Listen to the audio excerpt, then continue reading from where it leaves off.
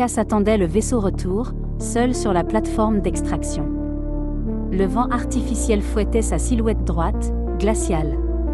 Elle ne sentait rien. Juste ce poids familier, tenace, qui remontait du fond de sa mémoire, Iraya. Elle n'avait pas pensé à sa fille depuis longtemps. Pas sérieusement. Penser à elle, c'était souffrir. Et Cass n'avait pas le luxe d'être vulnérable. Pas dans ce monde. Pas avec son corps qui se fissurait au sol et se recollait dans le vide. Iraya avait 16 ans, maintenant. Du moins, c'est ce que disaient les chronos. Cass, elle, avait vécu 3 années depuis la naissance de sa fille. 3 ans fragmentés en mission, en saut, en silence. Et pendant tout ce temps, c'était Serena qui l'avait élevée. Serena, la mère d'Elias.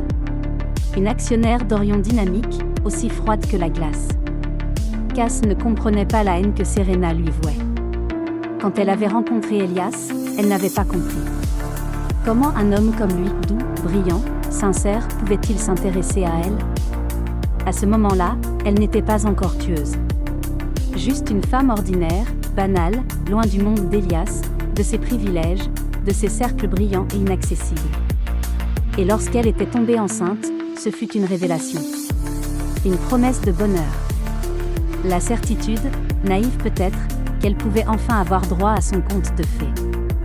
Mais au lieu de ça, sa maladie s'était déclarée. Elias était mort. On lui avait pris sa fille. Et elle était devenue une tueuse. Cass serra les dents. Elle ne savait pas si Iraya la haïssait. Elle ne savait même pas si sa fille se souvenait de sa voix. Mais elle savait une chose, si Serena avait élevé Iraya comme elle gouvernait ses affaires, alors Iraya ne lui appartenait plus vraiment.